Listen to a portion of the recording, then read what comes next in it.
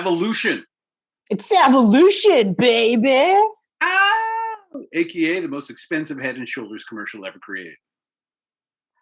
Yeah, no kidding. $80 million budget. Yeah. To make sure nobody has dandruff. Hey guys. Welcome back. Whoa. To another episode of the Geek Pants Camcast. Chris, it's been so long since we talked. We're wearing the same clothes. We clearly shot episodes back to back. Oh man, there's gonna be 3 segments.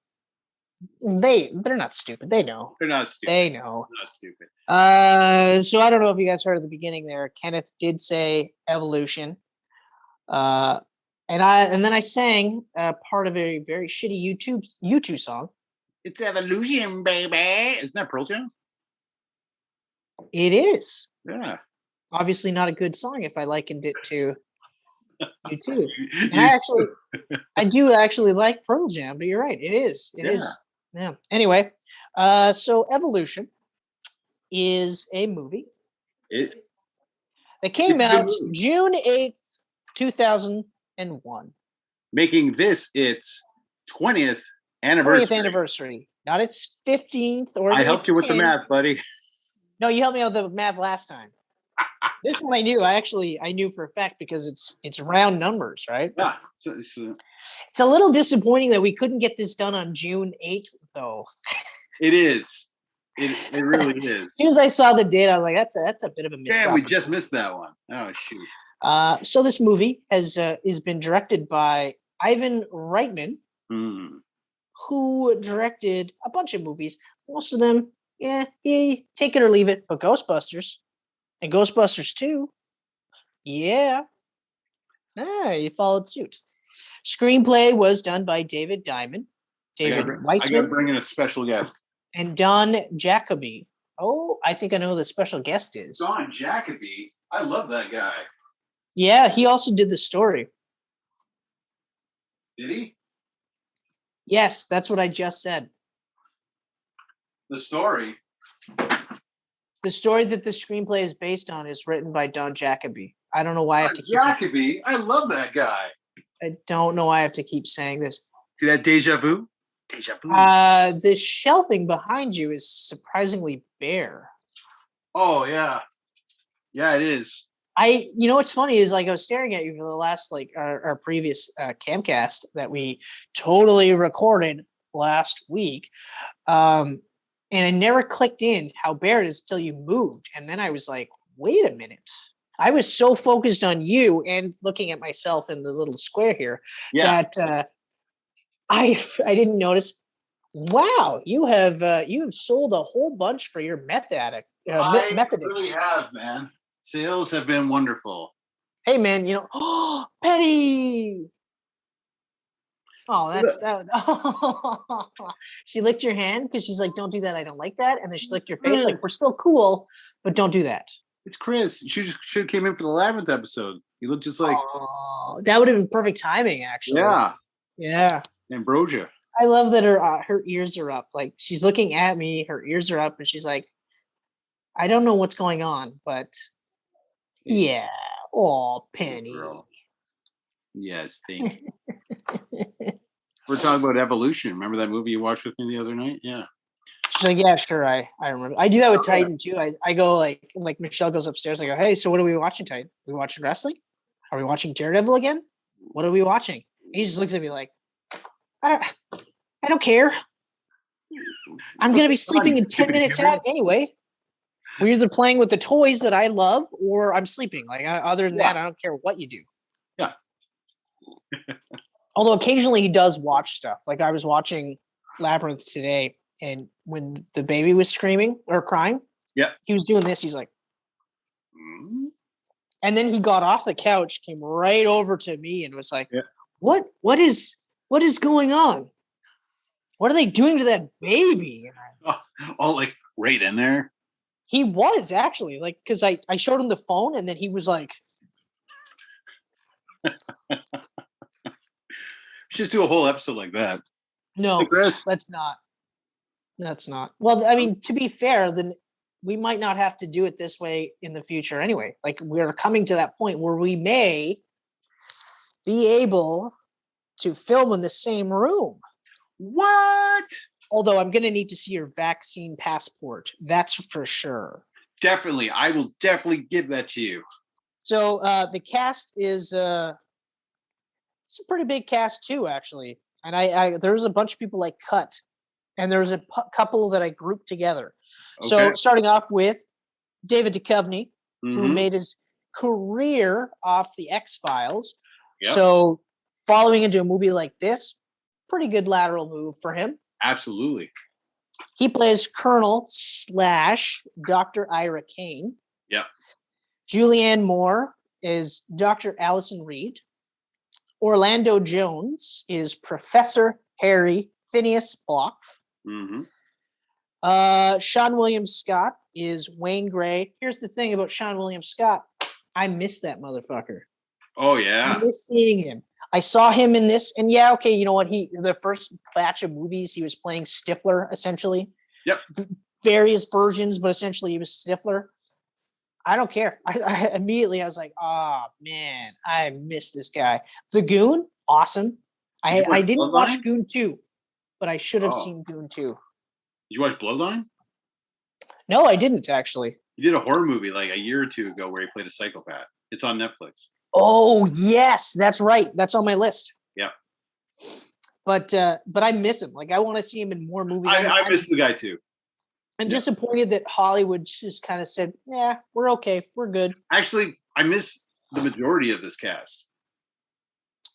Yeah, actually, I have to agree. Like David Duchovny, I forgot how like casually good he is. Yeah, you know, like he was perfect for like an alien version of Ghostbusters, or like exactly like that sort of a Venkman type character. Yeah, like he was perfect as the Venkman type character. Yep. We got Ted Levine as General Russell Woodman, mm-hmm. who is what's his face? Might as well be the guy, the big douchebag from the first two movies. Yep. They're both redheads too. It's funny actually. Douchebag in everything he does. Then we've got Ethan Suplee. This is before he lost a shit ton of weight and got jacked. Isn't it nuts? I was watching this and I was just like, my God. Because I know what he looks like now. And then to see him at his full, like, that was I forgot how big he was. I knew he was a big guy. I knew he was a big guy. And when he lost the weight and got jacked, I was like, that's surprising. And then when you actually see him, like, I remember Boy Meets World, and I was just like, oh, yeah, he was ginormous. Like, he was, at that age, at that weight, already horrifyingly, like, deathly overweight. Like, he is massively obese in this movie. He wasn't that big in Mallrats. This but era, he was big. Yeah, this era was definitely his biggest. Yeah. So he played Deke Donald, and Michael Bauer is Danny Donald. Pat Kilbane, and I mentioned Pat Kilbane just because I remembered him from Matt TV. He's Officer Sam Johnson. Ty Burrell, Colonel Fleming. I was just like, motherfucking Ty Burrell. I forgot he was in this. Yeah, well, another actor closely tied to Ivan Reitman, Dan Aykroyd, plays Governor Lewis. Mm-hmm. And I forgot he was in this movie. And then when I saw him, I was like, oh, that's right. That's awesome. That's so great. Yeah. He's one of those guys that when I see him in a movie, I perk up. Doesn't matter what he is. Even in Ghostbusters Hear the Call, I perked up. I immediately perked down because the character, like, it was just one of those, like, I wish none of them made cameos in that movie. Me too. And I wish Bill Murray didn't have an extended role in that movie. Yeah. We've got Kyle Gass as Officer Drake, which blew me away. Mm-hmm. And we got Sarah Silverman and John Cho in small roles. There's a whole bunch of other actors in small roles, but I'm not listing them all. I just listed those two because those are the bigger names. Yeah. It's interesting that Sarah Silverman actually got a cast name or didn't get a cast name in Wikipedia, but Pat Kilbane did. And I would have said that Pat Kilbane is not a bigger star regardless. Sarah Silverman was the bigger star, period. Yes. But whatever, Wikipedia. I'm not here to argue. Hey, something interesting about this movie, just like Labyrinth, Mhm. critically panned. Oh yeah, destroyed, destroyed. And it had a budget of 80 million. Money well spent. We'll talk about that in a minute. But the box office, 98.4. I was actually kind of surprised by that number. But then when the critical panning, I was like, maybe I'm not so surprised. Yeah. And I mean, the best part is that they go, it's like Ivan Reitman is trying to do an updated Ghostbusters and it just doesn't land. And it's like, no, it actually does. No, it lands. Like It this lands. is the Ghostbusters 3 that everybody wanted and no one paid attention to it.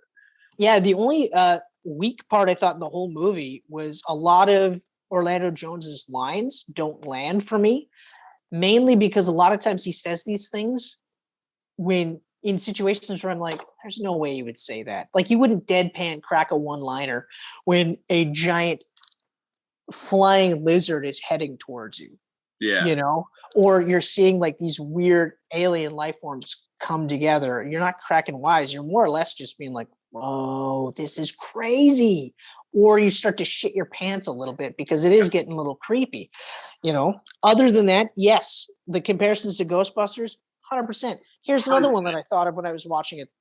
It actually, I have a similar Gremlins vibe to it because it does it very much like Ghostbusters, where they do comedy, and this is a little bit more lighthearted than the first Ghostbusters or Gremlins, but there's still aspects where you're like, this could actually be a little scary. I mean, like we're talking about an alien life form taking over Earth, and they're evolving at a rate that's disgusting. Like the scene where they realize that there's like all the bodies are out there, right, in the field. Yeah. And then they start realizing that they keep trying to evolve to breathe oxygen. And then it does in front of them, evolves to breathe oxygen. I was like in real life, you'd be shitting your pants. Yeah. Oh yeah. You wouldn't, you know what I mean? So I was just like, whoa. So there's some aspects of it. And they do a really good job of mining that Ghostbusters Gremlins feel where they go to those places without going too far. And then they also don't go too jokey either. So it's like a really good blend. Yeah. 100%. Yeah. And everyone's amazing in this movie. Everybody. And the chemistry is so good between everybody. And I love how seamlessly all four of them come together, just like seamlessly all four in the original came together. Now, I mean, technically, all they did was hire Zedmore in the Ghostbusters, but this one's a little bit more organic. Yeah. Because the two guys, the teachers, they're friends. And then, of course, Dr. Allison Reed and Ira Kane have a prior relationship. Mm-hmm. She's a cold-hearted bitch who needs a good humping. And then Wayne Gray shows up because, he saw some shit. He's tied to the thing like right off the start. I mean, his car gets destroyed. And then that's where you're like, what the fuck is he doing with this doll? He sets it on fire so he can put it out. And he freaking sees the creature at the freaking golf course in the water tank. He's just, whoa, and just backs out and shuts the door. And he just fucking gets the body, brings it to them. It's just...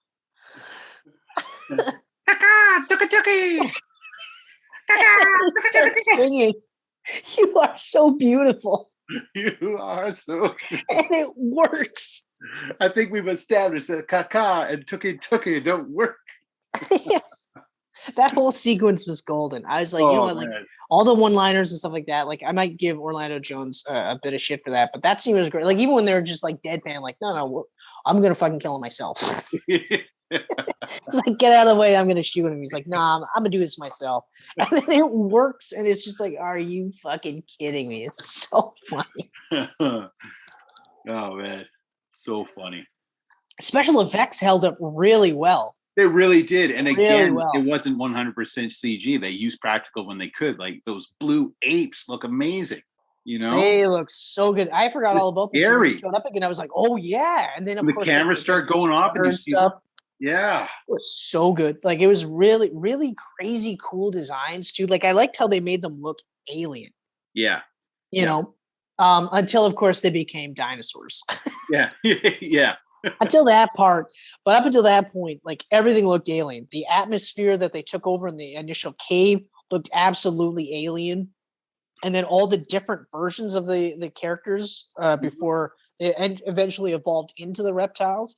Yep. But then even just that, like having an alien type of evolution into the primates was incredible. Yep. And then the napalm scene was crazy. That's the only time where I felt the CGI didn't hold up, but it's only in certain spots. So like because like when they're really close to the sphincter, yeah, that's not CGI, so that's practical.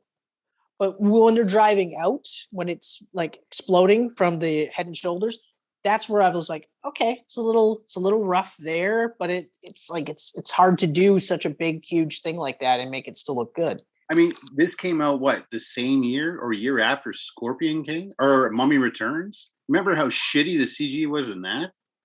Oh, like this looks really good compared to that. Well, and I mean, I'm not surprised. Like, it has a fairly decent budget to it. Well, yeah, but like Mummy Returns was like that Scorpion King CGI was god awful. Oh god, like why would you even have like hire Dwayne Johnson? I mean, yeah, it looks awful. And it's surprising, and it's not even like that far. Like we're like a year away from Spider-Man 2, you know, and even like we're not too far removed from Spider-Man. I think it's what Spider-Man was 2000, and like that's X-Men came out the year of Mummy Returns. Or no. Mummy Returns is 2001. So it's in between X-Men and Spider-Man. Because Mummy was 99. Right, but then Spider-Man was 2000 because there's only 2 years in between Spider-Man and Spider-Man 2. Yeah, Spider-Man 2 is 2004. Oh, wait, hold on. And then Spidey 3 was 2007. That's right. Never mind. Shut up, Chris.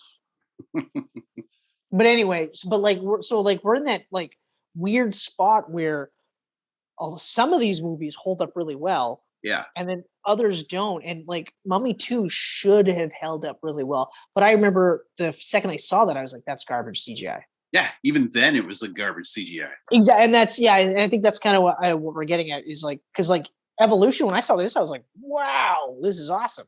Yeah. And then now I'm like, wow, this is still really awesome. Mm-hmm. It's fantastic. Like, I remember clear as day when I saw the first poster for this, it was just a smiley face with the 3 eyes. I was like, what is this? This looks so cool. And then I saw the trailer. I was like, everything about this is Ghostbusters to me. Watched it at the theater. One of my favorite movies that summer. Oh man, so good. So good. Yeah. Broken record time because this is a movie I'm gonna watch again. It's been too long since I've seen it, but now that I have seen it again, I'm like, oh, that's right. Yes. We're gonna continue because like, I'm one of those guys that like I'm, bored. I'm gonna rewatch a movie I've seen 14 million times. Doesn't matter to me. Yeah. This one will get to a point where I can play it in the background. But I'm amazed at how much I remembered because there was a lot of beats where I remembered. Mm-hmm. But like I just like I could special effects were great, but even the story was really great. Like I loved how even just they put a lot of thought into the evolution of it. And that was the key core aspect of this. So like you could say it's, Ghostbusters 3 or the Ghostbusters 3 we should have got. Really, it isn't. No, it isn't. It's more like a spiritual successor type of deal. And that's exactly what I was going to say. Yeah. You didn't beat me to it. I would have said the same thing. It is very much 100% a spiritual successor where you go, okay, all right. Because it is very much to Ghostbusters, what Ghostbusters was to ghosts, to aliens, right? Yes. Yeah. And actually after watching this, I'm like, oh, we got to do the fucking Men in Black trilogy. We got to do that for a Camcast because I loved all of those movies. So this is like in that sort of sweet spot where this is a perfect complement to alien movies like Men in Black or even like even Independence Day. I would put that in the same. Obviously I like this better than Independence Day. I know you're surprised, Ken. You're amazed that I'm ranking a movie. Yeah, like that is after all these years. As one opinion you've stood by all these years, you don't like Independence Day. I will say this though. I will say this for the record. I like Independence Day more so than the sequel to Independence Day. And the special effects in the sequel are amazing and totally eclipse the first movie, hands down. Yep. But I mean, it's just a poor man's version of the first movie. It's 25th anniversary of Independence Day too. We should camcast that. You know what? We can. I will. You know what? You're right. It's the 25th anniversary of Independence Day, and I'll be fair. I'll rewatch this movie. Yeah. I'll make a date night with my wife. I know she likes that movie, so I'll watch it with her. We'll do a camcast for it. All right. I'm not impartial. Getting back to Evolution, baby. It's tough because it's like, again, like with Labyrinth, there's nothing I didn't like about this movie. There's not one scene where I was like, everything is great. But even just like if we go from the plot standpoint, everything works towards the finish perfectly. So I don't feel like there's any spot where I go, oh, I don't know about this, or this feels like a plot hole or anything like that. It's just one singular story with a couple of side plots that all come together at the end. The only thing that does not hold up is some of the jokes are a product of their time. Yes, absolutely. So like some sexist stuff in there. Yeah, there's some of the sexist jokes, but even at the end where like there's a sex joke at the end, and I was just kind of like, it wasn't even a good joke. Like I think I probably laughed when I heard it the first time, but now I'm just like, that's kind of it's pedestrian, is what it is. Pedestrian, yes. Very lowbrow. Which, to be fair, I'm a lowbrow guy. Like. Some of my favorite movies are lowbrow, but I always look at it like it's well-written, stupid movies. Yes. Like Zoolander. Zoolander is one of the best-written, stupid movies. Oh, yeah. It's incredibly dumb, but it's well-written, and it's fucking hilarious. Anchorman? Another one. Just expertly written, stupid movie. Yes. Unbelievably stupid. So stupid. Team America, another one. Oh, Team America. Oh man, that was offensive when we watched it. I can't even imagine how that's aged. Yeah, like fuck, like it's just hilarious. Holy like, shit. We were crying. We were dehydrated when that movie was over. I had no water left in me. I was crying. I saw that movie in the theater twice because the second time I watched it was literally like I was talking to a guy that I worked with, and he's just like, I haven't seen Team America, and I was like, no, you want to go see Team America? Let's go see that. I'll see the. He's like, you saw that? I was like, I'll see that in the theater again. I don't care. So yeah. You know, Anchorman was another one I saw in the theater, and I howled. Yeah, we saw that together actually. Yep. We howled at that one hard. So funny. But anyway, so this is an example of a very well written. I don't necessarily want to say a smart movie, but all of it lines up. Like I feel like if you're a biologist, you'll go, yeah, this makes sense. This kind of adds up. You know, they don't dumb it down too much, but they don't make it so that it's not like watching Primer, where you're like when they go like they talk about the engineering and the actual aspects and stuff like that, they don't dumb down anything. They don't have any character come in and go, oh, isn't that like this, and they dumb it down completely. They don't do any of that. You know, the time travel plot, not that hard to follow. I missed a couple of things, so I've watched it a couple times since, you know, with the little checklist, and you're like, oh, I got that and I got that. But you know, but overall it's a fun movie. I guess that's really the whole point of this, is that it's just a super fun movie. It's one of those movies where if you want to laugh and just kind of take your mind off shit for a bit, throw in this movie, and I guarantee you'll find something to like about this movie. Yeah, Oh, and for the record, Julianne Moore and David Duchovny, they have a hard time aging because I see them now and I look at these movies and I go, like 20 years in the grand scheme of things, 20 years is not that long, but a lot can happen in 20 years, right? Yes. And they both age perfectly. They've aged really well. David Duchovny is more shocking because he has definitely been harder on his body. Yeah. Yeah. Like I he watched has gone to town on his body. I watched Californication all the way through, and I was like, this guy's gonna have lung cancer by the end of this. But I mean, like Julianne Moore's like around 60 now, and she does not look it. Really? She's around 60. I'm pretty sure she is, because I was looking at Although her. I had her pegged like just because I was like late 40s, early 50s. Julianne Moore. That could actually, yeah, you're right. She might actually be closer to 60.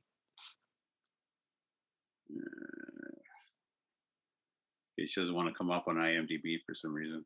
No one must know my age. All right. She is 60 years old on the dot. Wow. Yeah. Yeah. Good for her. Yeah, but I mean, like, it's a testament to genes, but it's also a testament to, because, like, she's not one that you heard about partying and all that other stuff. Like, just, she may have gone through that phase, but she wasn't in the tabloids a lot. David Duchovny's 61. That's less surprising than Julianne Moore. Yeah. But only because, like, I guess, like, some people, you know, they look at, like, a certain age all the time. So he always kind of looked like he was in his early 30s. He always, yeah, he really did. Yeah. So now you think about it. So when X-Files came out, you're like, what was he, 19? Like, Jesus Christ. Oh, now I love this movie. Yeah, it's like, I forgot how much I love this movie. And I hate to say that. It's right up there with like some of my favorite underrated films of all time. Like, yeah. I would put this in the same sentence as like Eight-Legged Freaks, Equilibrium, Ooh. Dark City. Ooh, yes. Yes. Man. Eight-Legged Freaks. Oh, Eight-Legged Freaks, man. That movie is the fucking best. It's so good. It's so good. So good. Oh, one of the few David Arquette roles that I'm like, yeah. Yeah. And like one of the first Scarlett Johansson roles. Yep. Although for me, I think his best role, David Arquette, his best role is what the fuck? The cop in Scream. Oh yeah. Dewey, that's right. Yeah, I can't wait for Scream 5 or Scream. I was gonna say Doofy, but I was like, no, Doofy. That's Scary Movie. That's Scary Movie, Doofy. Oh man. Oh, Scary Movie 1 and 2 are so good. Those are funny movies. I love Chris Elliott in the second one. Take my strong hand. Just good to mash potatoes. I forgot to mash the potatoes. Mash potatoes. The message is just like trying to give him the hand. He's like, yeah. No, I don't. I'm good. I'm a diet. It's cool. You got it on your face.